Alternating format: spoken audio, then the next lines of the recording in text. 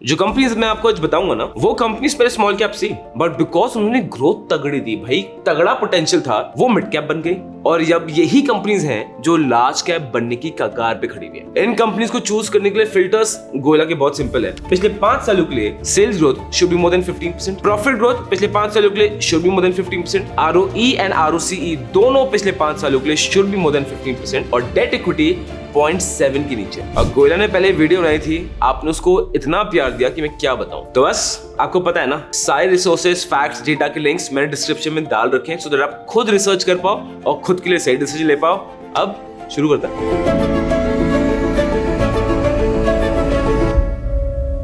तो शुरू करते हैं पहली कंपनी से। पहली कंपनी है विनाती ऑर्गेनिक्स। अब मैं ना थोड़ा सा स्ट्रक्चर चेंज करूंगा YouTube वीडियोस का, जहां पे जब भी मैं किसी कंपनी की बात करूंगा ना, मैं पहले आपको बताऊंगा कि ये कंपनी प्रॉब्लम क्या सॉल्व कर रही है। मैं लेस के हम प्रॉब्लम को एड्रेस कर देना तो हम ऑलरेडी बहुत क्लियर हो जाते हैं कि कंपनी किस डायरेक्शन में जा रही है और क्या आपको उस डायरेक्शन में इन्वेस्ट करने में सेंस बनता है कि नहीं बनता है। तो विनाती ऑर्गेनिक्स जो प्रॉब्लम सॉल्व कर रही है ना, वो ये है कि इंडस्ट्रीज जैसे कि textiles, agrochemicals, pharmaceuticals, water treatment, personal care, automotive, इन इंडस्ट्रीज को कुछ स्पेशलिटी केमिकल्स चाहिए होते हैं, कुछ इंटरमीडिएट्स चाहिए होते हैं, कुछ टाइप के कंपाउंड्स चाहिए होते हैं, जिनके बिना ये इंडस्ट्रीज प्रोडक्शन नहीं कर सकती। विनाती ऑर्गेनिक्स इन्हीं इंडस्ट्रीज के लिए वो स्पेशलिटी केमिकल्स, कंपाउंड्स और इंटरमीडिएट ऑफर करके इनकी प्रॉब्लम सॉल्व करता है। कंपनी की बात करें तो हिंदुस्तान में तो one of the leading manufacturer है ही है, और 1989 कंपनी है जो हमें तो ये बता रहा है, देखो कि जो धंधा कर रहा है ना, ये एक्सपीरियंस्ड है। और जब ये कंपनी शुरू हुई थी ना, ये सिंगल प्रोडक्ट बनाते थे, और करते करते अब इनके पास एक डाइवर्सिफाइड रेंज ऑफ प्रोडक्ट्स है। और आपको इस कंपनी की स्ट्रेंथ इन फैक्टर्स से पता चल जाएगी। सबसे पहली चीज, विनाती ऑर्गेनिक्स वर्ल्ड नंबर 1 है और इनका मार्केट शेयर 65% के ज्यादा है इन 2 स्पेशलिटी केमिकल्स। सबसे पहले ATBS, उसके बाद आइसोब्यूटिल बेंजीन। ये दोनों इनके फ्लैगशिप प्रोडक्ट्स हैं और क्वालिटी इस लेवल पे है कि वर्ल्ड नंबर 1 है। भारत में सबसे लार्जेस्ट इसकी मैन्युफैक्चरिंग फैसिलिटी है फॉर VAPL, और साथ ही साथ इनका प्रोडक्ट पोर्टफोलियो इज डाइवर्स। ये बनाते हैं ATBS, इसकी हमने बात की थी, TBA, TOA, PTBT, PTBBA और इतने सारे प्रोडक्ट्स। अब हाँ देखो यार, मैं समझता हूँ कि केमिस्ट्री में घुसना इतना ज्यादा आसान नहीं है। सो अगर आप लॉन्ग टर्म इन्वेस्ट करना चाहो ना, अगर आप ये भी समझ लो कि कंपनी क्या क्या करती है, प्रोडक्ट्स का यूज केस क्या क्या है, किसी क्या डोमिनेशन है, that is also good. But ideally तो अगर आप इन्वेस्ट कर रहे हो तो मैं तो चाहूंगा कि भाई साहब आप उस कंपनी की केमिस्ट्री समझ जाओ कि प्रोडक्ट बन रहा है, क्यों बन रहा है, कैसे बन रहा है, किसके लिए बन रहा है, यूज केस कैसे होता है। मतलब उस लेवल का रिसर्च मैं खुद करता हूं जब मैं एक स्टॉक में लॉन्ग टर्म कन्विक्शन होल्ड करना चाहता हूं। अब कोई भी कंपनी जो इतनी कॉम्प्लेक्स केमिस्ट्री में इन्वॉल्व है, स्पेशलिटी केमिकल्स बना रही है, उसके लिए आपको पता है बहुत ज्यादा जरूरी क्या होता है, रिसर्च एंड डेवलपमेंट। और Vinati Organics is very strong in the research and development, because काफी कंसिडरेबल अमाउंट ये इन्वेस्ट करते रहते हैं, जहां पे इनके प्रोडक्ट्स बेटर निकलते हैं, प्रोडक्ट्स की ऑपरेटिंग एफिशिएंसी बेटर निकलती है, प्रोडक्ट्स की क्वालिटी बेटर निकलती है, और ये ग्रीन केमिस्ट्री में काम कर रहे हैं। ग्रीन केमिस्ट्री मतलब सस्टेनेबल डेवलपमेंट की तरफ काम कर रहे हैं, वो केमिकल्स जो रिन्यूएबल हो, सस्टेनेबल हो, एनवायरमेंट फ्रेंडली हो। और इनकी R&D कितनी स्ट्रॉन्ग है ये आपको इस फैक्ट से पता चल जाएगा। जो इनका एक स्पेशलिटी केमिकल है ना, ATBS, हाँ वही जिसमें मार्केट लीडर थे। ATBS का जो प्योरिटी टॉलरेंस है वो वर्ल्ड वाइड स्टैंडर्ड है ऑफ 3%, ठीक है। आपको पता है विनाती ऑर्गेनिक्स का कितना है? विनाती ऑर्गेनिक्स का वो है 0.5%। This is how strong this company is in this product. फिर आता है आइसोब्यूटिल बेंजीन, जिसमें भी ये बहुत डोमिनेंट प्लेयर है। वहां पे इनका प्योरिटी स्टैंडर्ड है of 99.7%, which again is among the highest in the world. इसके बाद मैं इनके IB प्रोडक्ट की बात कर लूं या फिर HPMPTBE की बात कर लूं, हर जगह के जो प्योरिटी स्टैंडर्ड्स हैं केमिकल्स के आर वर्ल्ड स्टैंडर्ड। और एक स्ट्रॉन्ग कंपनी वो होती है जो कंपनी बैकवर्ड इंटीग्रेशन करती है। बैकवर्ड इंटीग्रेशन मतलब कि अगर आप कुछ बना रहे हो, ठीक है, अगर सपोज मैं समोसे बना रहा हूँ, समोसे बनाने की दुकान है, मेरा बड़ा एक नेसेसरी सोर्स ऑफ मटेरियल है, आलू के बिना समोसे तो नहीं बन सकते। देखो, तो अगर मैं अपनी समोसे की दुकान के लिए आलू खुद उगाने लग जाऊं, मैंने फार्मर्स को हायर कर लिया, मैंने अपना लैंड खुद खरीद लिया, तो मैंने क्या किया है, बैकवर्ड इंटीग्रेशन कर लिया, जहां पे मेरी सप्लाई चेन फिक्स्ड है और क्वालिटी फिक्स्ड है। And this company has very strong backward integration, जिसके से अगेन कॉस्ट एफिशिएंट निकलती है, ऑपरेशनल एक्टिविटी इजी हो जाती है, मोर इफेक्टिव हो जाती है, और क्वालिटी तो टॉप नॉच। अब अगर आप इनके क्लाइंट्स को देखोगे ना, क्लाइंट के साथ स्पेशलिटी केमिकल्स में एक लॉन्ग स्टैंडिंग रिलेशनशिप होता है। बिकॉज अगर कोई क्लाइंट एक केमिकल किसी कंपनी से ले रहा है, वो बार बार स्विच नहीं करता रहेगा, उसके लिए वो बहुत डिफिकल्ट होगा अपने पूरे ऑपरेशन चेंज करना, उस केमिकल को ट्राई करना, टेस्ट करना, प्योरिटी स्टैंडर्ड देखना। तो स्पेशलिटी केमिकल कंपनी के लिए लॉन्ग स्टैंडिंग रिलेशनशिप्स होना बहुत स्ट्रॉन्ग है, और वो इस कंपनी में है। ये कंपनी 40 से ज्यादा कंट्री में सप्लाई करती है, और 70% इस कंपनी कंपनी का रेवेन्यू ना सिर्फ और सिर्फ एक्सपोर्ट से आता है, और ये एक्सपोर्ट करें to countries like USA, Europe, Japan, China, जिनकी बहुत ज्यादा डिमांड है। और अगर मैं स्पेसिफिक क्लाइंट्स की बात करूं तो इनके जो बहुत अच्छे लॉन्ग स्टैंडिंग रिलेशनशिप्स है वो है मित्सुबिशी कॉर्पोरेशन से, डाउ यूरोप जीएमएच से, फिर एसएनएफ से, बीएसएफ कॉर्पोरेशन से, केमटॉल से। So it's good. अब आ जाते हैं सर देखो परफॉर्मेंस में। ये सब सुनने की बात बढ़िया है, क्वालिटेटिव एनालिसिस कर लिया, अब क्वांटिटेटिव की बात करते हैं। भाई साहब परफॉर्मेंस इस कंपनी की क्या है? इस कंपनी ने अपनी कैपेसिटीज जहां से प्रोडक्शन कर रहे हैं उसको 2x कर लिया है। 5 सालों में कैपेसिटीज डबल कर ली है और रेवेन्यू को 2.8x कर दिया। और अगर मैं पिछले 10 सालों को लूंगा तो इन्होंने अपने शेयर होल्डर्स की वेल्थ को 49 टाइम से बढ़ा दिया। रेवेन्यू ग्रो किया है एट 14% CAGR, प्रॉफिट ग्रो किया है at 20% CAGR and debt to equity 0 time से ग्रो किया है। ये इतनी स्ट्रॉन्ग चीज होती है ना, अगर एक कंपनी बिना डेट के ग्रो कर रही है, भाई साहब गोयला का दिल ना उस कंपनी में आ जाता है। फिर आ जाते हैं कैपिटल एक्सपेंडिचर में, और ये कंपनी बहुत पैसा इन्वेस्ट कर रही है टू मेक श्योर कि इनकी मैन्युफैक्चरिंग फैसिलिटीज की कैपेसिटी बढ़ती रहे, इनकी क्वालिटी बढ़ती रहे। एंड इनका जो केपेक्स है वो है ऑफ 2.6 बिलियन रुपीस, जहां पे इन सब प्रोडक्ट्स की मैन्युफैक्चरिंग फैसिलिटीज को बढ़ाया जाएगा। और इतने कैपिटल एक्सपेंडिचर की बात, कंपनी का टारगेट ये है कि इनको 25 से 30% मार्केट शेयर चाहिए बाय मार्च 2024। अब इनके फाइनेंशियल देख लेते हैं। इनकी sales growth for the past 5 years is 23.29%, profit growth for the past 5 years is 26.5%, ROE is 22.6%, ROCE is 30.40% and market capital is 19,015 crore. ये है कंपनी का ग्राफ, आपको दिख रहा है कि एक स्ट्रॉन्ग सपोर्ट में बैठा हुआ है। अब ना यार ये एक और बहुत बड़ा मिथ है, लोग मुझे पता है कमेंट बॉक्स में लिख देंगे यार 19,000 करोड़ की कंपनी का मार्केट कैपिटल है, ये मल्टी बैगर होगा, ये बड़ी इन्वेस्टमेंट होगा। ये बहुत बड़ा मिथ है जो हम सबके दिमाग में भर दिया गया है बाय मीडिया कि देखो सस्ती कंपनीज ही अच्छी होती हैं, वही प्रॉफिट देती हैं। ऐसा सर बिल्कुल भी केस नहीं है। बाय द वे, अगर आप चाहते हो कि स्टॉक मार्केट मिथ्स पे पूरी वीडियो बनाऊं, बिकॉज जनरली उस टाइप की वीडियोस में ज्यादा व्यूज नहीं आते, अगर आप चाहते हो स्टॉक मार्केट मिथ्स की वीडियो आपको देखनी है तो आप नीचे कमेंट बॉक्स में लिख देना SMV, मतलब stock market myth video, Goyla समझ जाएगा। सेकंड कंपनी आती है आनंद राठी वेल्थ। ये कंपनी एक स्टॉक ब्रोकरेज प्लेटफॉर्म तो है, तो ये प्रॉब्लम तो हमारी सॉल्व कर ही रहा है। उसके ऊपर ये म्यूचुअल फंड डिस्ट्रीब्यूटर है, ये दूसरे फाइनेंशियल प्रोडक्ट्स डिस्ट्रीब्यूट करता है, ये वेल्थ क्रिएशन के सॉल्यूशन देता है, वेल्थ मैनेजमेंट के टेक्निक्स देता है, और ये सब कुछ ना टेक्नोलॉजी से बैक्ड अप है। आनंद राठी 1995 में इनकॉर्पोरेट हुआ था और आज तक ये भारत का one of the most reputed and one of the most respected stock brokers की अगर लिस्ट लूंगा ना तो उसमें आनंद राठी वेल्थ का नाम तो आना ही आना है। और एक और फन फैक्ट बताऊं, आनंद राठी का जो स्टॉक ब्रोकर ऑफिस था पहले, मेरे फादर का वहां पे पहले डीमैट अकाउंट था और मैं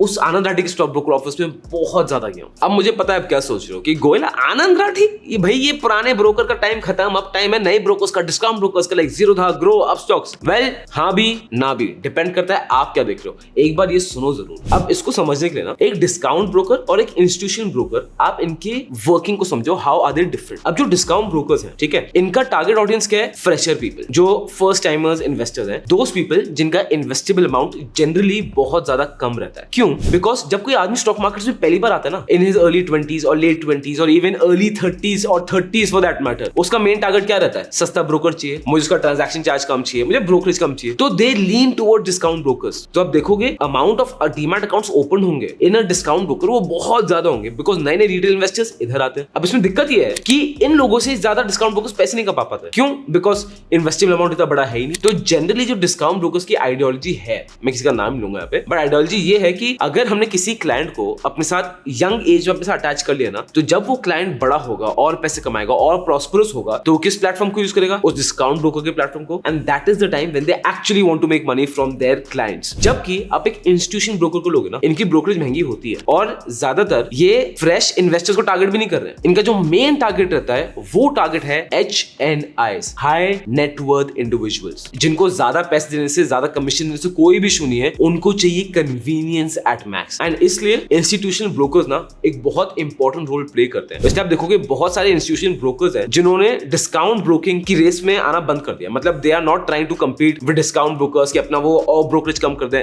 बिल्कुल भी नहीं। उनका क्लाइंटेल ही उन्होंने अलग पकड़ा हुआ है, which actually gives them a lot of opportunity to earn very high profits। अब मैं आपको चलो आनंद राठी का बताता हूं। आनंद राठी का आप देखोगे तो उनके 17% क्लाइंट्स वो हैं जिनका 50 crore and above investing capacity है, these are HNIs। फिर between 5 करोड़ and 50 50 करोड़, इनके पास 51% क्लाइंट। मतलब just imagine more than half of the clientele की investing capacity is from 5 crore to 50 crore. यहाँ पे आनंद राठी को बिजनेस मिलने का, कमीशन कमाने का कितना ज्यादा स्कोप। और 31.8% उस कैटेगरी क्लाइंट्स है जिनके पास 50 लाख से 5 करोड़ तक एक इन्वेस्टेबल अमाउंट है। अब आते हैं इनके ऑब्जेक्टिव में कि इनका गोल क्या है। वो है 4 पॉइंट्स। सबसे पहला आता है wealth creation for the clients. Anand Rathi बोलता है कि वो चाहते हैं कि वो अपने क्लाइंट्स के लिए 12 to 14% की CAGR जनरेट करें on the investments, which is very good. और इन्फ्लेशन खुद 7.5% है। So if they manage to do this, HNIs उनके साथ ही रहेंगे। Second, Anand Rathi tax planning में अपने क्लाइंट्स को हेल्प करता है। थर्ड, ये अपने क्लाइंट्स के लिए वो एसेट्स बिल्ड करेगा जो सेफगार्डेड रहे from external risk. And finally, ये अपने क्लाइंट के लिए करते हैं एस्टेट प्लानिंग। मतलब कि जब आप किसी एसेट से यहां स्विच करते हो तो ट्रांजैक्शन कॉस्ट बहुत ज्यादा महंगी आती है। तो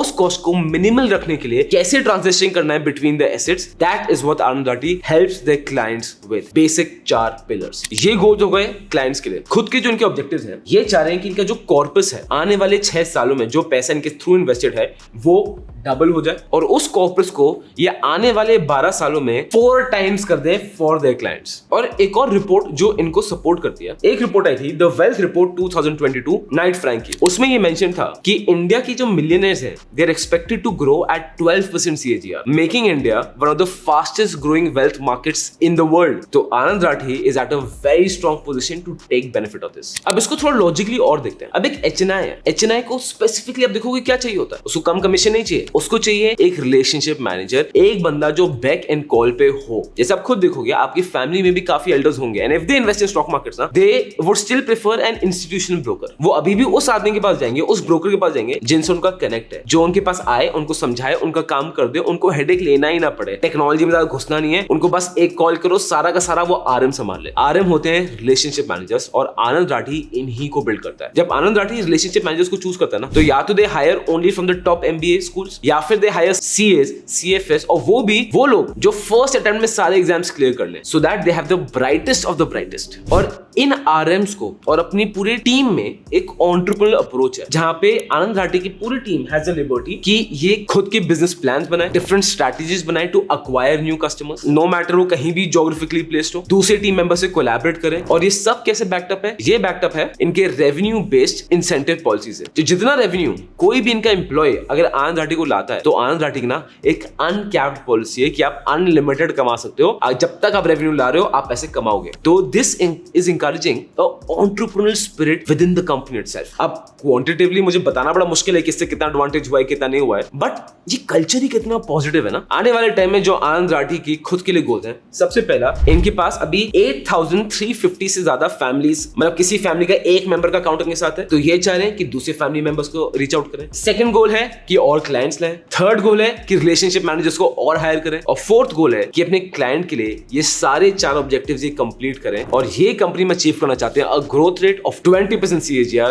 which again is very optimistic, but management sounds very positive on it. अब ये आनंद राठी ने अपने लिए फिगर्स बना के रखे थे कि ये इनको अचीव करना है, ठीक है। तो जैसे आप देखते हो FY24 में ये अपना रेवेन्यू 661 चाहते हैं, प्रॉफिट आफ्टर टैक्स 205 चाहते हैं, एंड AUM they want 47,000। आप जैसे देखते हो सिर्फ फर्स्ट क्वार्टर में ही इनका 27% रेवेन्यू का अचीव हो गया है, इनका 26% प्रॉफिट आफ्टर टैक्स के टारगेट भी अचीव हो गए। तो प्रोबेबिलिटी थोड़ी ज्यादा हो जाती है कि जो मैनेजमेंट की गाइडेंस है ना, वो टारगेट्स ये अचीव कर सकते हैं। अब बात करें फाइनेंशियल्स की, इनकी sales growth for the past 5 years is 20.27%, profit growth for the past 5 years is 27.28%, ROE is 38%, ROCE is 49.7%, and market capital is 7,049 crore. ये है आनंद राठी का ग्राफ, और ये तो सर एकदम ऊपर ही भाग रहा है। अब आ जाते हैं थर्ड कंपनी में, और ये कंपनी है कैंपस फुटवेयर। एड्स तो हम स्टार्टिंग से ही देखते थे, हम सबको पता है कैंपस क्या है। ये कंपनी प्रॉब्लम क्या सॉल्व कर रही है कि जो हमारे देश में एक बहुत राइजिंग ग्रोथ है for sportswear, affordable sportswear, for an athleisure brand, वो जो डिमांड है ना, जो प्रॉब्लम है, जो फुलफिल नहीं हो पा रही है, उसको फुलफिल करती है कैंपस फुटवेयर। अगर मैं 2021 के हिसाब से देखूं तो वैल्यू वॉल्यूम के हिसाब से ये इंडिया के लार्जेस्ट मैन्युफैक्चरर है इस कैटेगरी में। सबसे पहले आते हैं, देखो यार, शूज इनका प्रोडक्ट पोर्टफोलियो में काफी मेजर है। ये फ्लिप फ्लॉप्स बना ले, walking shoes, running shoes, floater, sweaters, sandals, casual shoes, मतलब कैंपस का सब कुछ ही आता है। There are multiple colours, multiple thing. अब अगर मैं शूज की बात कर रहा हूँ, एक बहुत अपीलिंग चीज क्या है? डिजाइन। क्योंकि आप देखोगे आजकल स्नीकर ट्रेंड भी आ गया। People are really focusing on the design. मतलब पहले होता था कि बस जूता कंफर्टेबल है, दिखने में ठीक ठाक है, खरीद लो। अब people want to have a array of shoes कि भाई इस आउटफिट से ये जूता जाएगा, इस आउटफिट से ये जूता जाएगा। जो पर्सनली मुझे समझ नहीं आता कि इतने सारे जूते की आदमी को क्यों जरूरत है, बट डिमांड है तो सप्लाई करेंगे। अब कैंपस फुटवेयर के पास एक तो इंडिया में इन हाउस टीम है 50 लोगों की, विच इज गुड। उसके बाद ये डिजाइन के लिए ग्लोबल कंसल्टेंसी को भी अप्रोच करते हैं और डिजाइन बाहर से भी सोर्स करते हैं थ्रू टाई अप्स। और team actually is quite efficient. और आप ये देखोगे कि अगर इन्होंने, इनकी डिजाइन टीम है, इन्होंने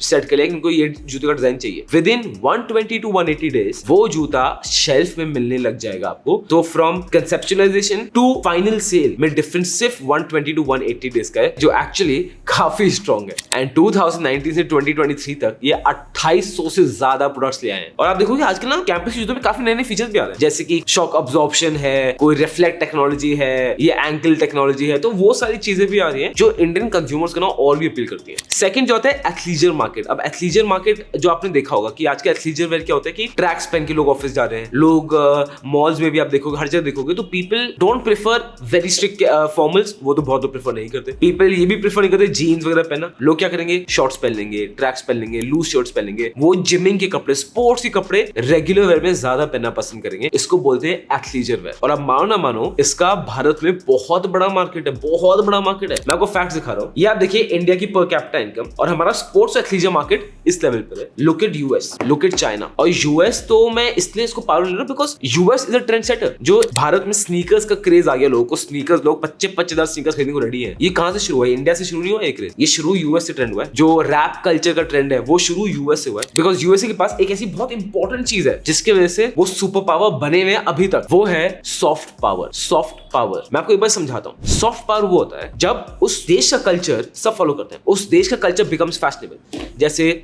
यूएस में आप देखोगे किम कार्दाशियन के साथ क्या हो रहा है आपको पता है, मतलब आपने सुना होगा। ड्रेक के साथ क्या हो रहा है जो रैपर, आपको पता है। वहां पे जो जॉनी डेप का केस था एम्बर हर्ड के साथ, वो भी हम सबको पता है। वो सॉफ्ट पावर। अब आपको किसी ब्रिटिश एक्टर के बारे में पता है, फ्रेंच एक्टर के बारे में पता है? नहीं। जैसे इंडियन एक्टर्स के बारे में बाहर के लोगों को पता है? नहीं। इसको बोलते हैं सॉफ्ट पावर। लोग उसका कल्चर फॉलो करते हैं। फास्ट फूड कल्चर यूएस का है, जो ये फैशन आप देखो कितना यूएस का कल्चर है जो हर जगह फॉलो हो रहा है। बट सेम टाइम भारत का भी सॉफ्ट पावर बढ़ रहा है। जैसे योगा, इंडिया ब्रांड करे कि योगा हमारा है, सॉफ्ट पावर बढ़ रहा है। G20 ये सॉफ्ट पावर बढ़ाता है। जितने स्पोर्ट्स इवेंट भारत में होंगे उतनी हमारी सॉफ्ट पावर बढ़ती है। तो वो भी हल्के हल्के हो रहा है। But coming back to the point, आप ये दोबारा चार्ट देखो, यूएस के पास सॉफ्ट पावर है, यूएस ट्रेंड सेटर है। And looking at this it shows कि भारत में ना बहुत मेजर स्कोप है स्पोर्ट्स एंड एथलीजर वेयर का। या मेरी टीम ना मुझे बोल बोल के परेशान आ गई है कि सर आप प्लीज टू द पॉइंट रहा करो, ज्यादा इधर उधर घूमने की जरूरत नहीं है। और आप मानोगे नहीं, रॉ कंटेंट ना एक्चुअली काफी सारा होता है हमारे पास, बट वो टीम काट काट के उसको टू द पॉइंट करती है and they do a fantastic job at it. अगर आप चाहते हो गोयला इस साइड की बकरोली जो बताते रहते हो वो भी चलेगा, मुझे मजा आता है, तो कमेंट बॉक्स में लिख दो मजा आता है। और अगर आप चाहते हो कि वीडियो सिर्फ टू द पॉइंट बनाओ तो नीचे कमेंट कर दो टू द पॉइंट। जिसके कमेंट होगा ना मैं समझ जाऊंगा आपको किस टाइप की वीडियो पसंद है। अब इंडस्ट्री देखो ग्रोइंग है। एक एडवांटेज कैंपस का इधर है ना कि कैंपस इस पूरे मार्केट को जो इंडिया में स्पोर्ट्स एथलीजर वेयर का है उसका 85% मार्केट कैंपस एड्रेस करता है। अब इसकी भी कैटेगरीज होती है, तो एक एक करके कैटेगरी समझते हैं। अगर प्राइस इज बिलो 1050 तो ये एंट्री लेवल मार्केट है। जो पूरे भारत का एड्रेसेबल मार्केट है उसका वो है 48%। कैंपस का 47.6% रेवेन्यू इधर से आ रहा है। तो जो सबसे बड़ा मार्केट है कैंपस ने उसको कवर करके रखा हुआ है। उसके बाद एक हायर लेवल आता है जिसकी प्राइस है फ्रॉम 1050 टू 1499। ये हो गया स्मॉल प्रीमियम। ये भारत का 16% मार्केट को एड्रेस करता है और कैंपस का 21.1% रेवेन्यू यहां से आता है। उसके ऊपर वाली कैटेगरी आती है जहां पे प्रोडक्ट्स 1500 से ऊपर है। This is the premium market. आप अगर सोचें 1500 के ऊपर प्रीमियम मार्केट आ जाता है, हाँ आप वो देखो यार, भारत इतना बड़ा है, हम मेट्रोपॉलिटन टायर 2 सिटीज में रहते हैं तो हमें पता नहीं चलता है कि 1500 कितना ज्यादा पैसा है। अगर कोई आदमी 1500 से ज्यादा महंगा जूता खरीदे ना, वो आदमी कितना ज्यादा अमीर है अगर मैं भारत में देखूंगा। ये पॉइंट एक बार सोचना हो, एक बार सेल्फ रिफ्लेक्ट करना कि जो आप अपने आप को कोसते हो मेरे पास पैसे नहीं है, पैसे नहीं है, पैसे नहीं है, एक बार ये पॉइंट को सेल्फ रिफ्लेक्ट करना कि आपके पास कितने का जूता रखा हुआ है। अब प्रीमियम सेगमेंट में कैंपस का 31.3% रेवेन्यू आता है और अगर कोई जूता 3000 के ऊपर है तो वो आता है नाइकी, प्यूमा, एडिडास, रीबॉक, मतलब एकदम टॉप क्रीम कैटेगरी आती जाती है, तो ये लोग तो जनरली कैंपस प्रेफर नहीं करते हैं। जिससे आप देखोगे जो रीबॉक नाइकी वाले खरीदते हैं ना,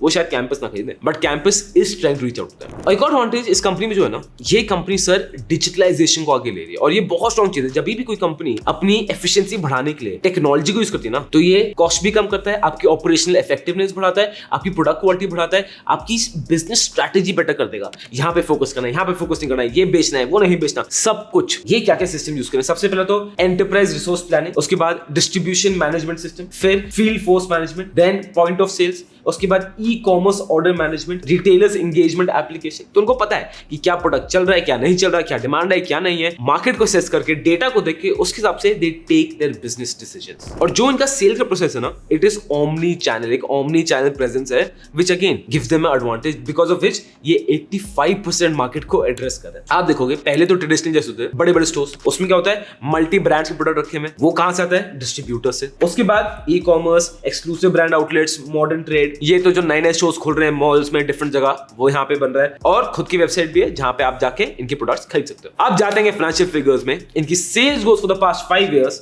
is 29.37%, profit growth for the past 5 years at 30.0%, ROE is 23.0%, ROCE is 23%, and market capital is 8,848 crores। अभी कंपनी की शेयर प्राइस की हालत बिल्कुल भी अच्छी नहीं है, but long term perspective strong लग रहा है। और अगर ये नहीं स्मॉल कैप वीडियो चाहिए, check this out. This content is only for education purposes. We do not provide any buy or sell recommendations. Please do your own research before making an investment decision. All the companies mentioned in the content have no association with us until mentioned otherwise in the video itself.